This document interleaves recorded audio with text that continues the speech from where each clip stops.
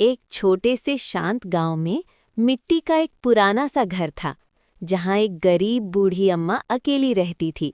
हर सुबह अम्मा सूरज निकलने से पहले उठ जाती और अपने छोटे से आंगन को साफ करके भगवान को याद करती थी। अम्मा के पास कोई अपना नहीं था, बस एक सफ़ेद गाय थी, जिसे वो अपने बच्चे की तरह प्यार करती थी। अम्मा जहां भी जाती, उसकी प्यारी गाय हमेशा उसके साथ साथ चलती रहती थी। अम्मा पहले अपनी गाय को चारा खिलाती, फिर खुद कुछ खाती थी, क्योंकि वही उसकी दुनिया थी। एक दिन अचानक गांव में काले बादल छा गए और तेज बारिश शुरू हो गई। लगातार कई दिनों तक बारिश होती रही और अम्मा के घर का राशन धीरे धीरे खत्म हो गया। अम्मा खुद भूखी रहने लगी, लेकिन फिर भी अपनी गाय को कभी भूखा नहीं रहने देती थी।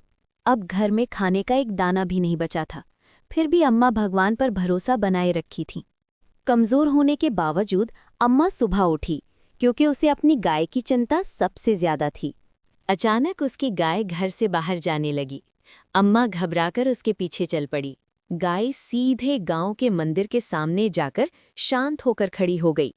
उसी समय वहां खड़े एक दयालु सेठ की नज़र अम्मा और उसकी हालत पर पड़ी।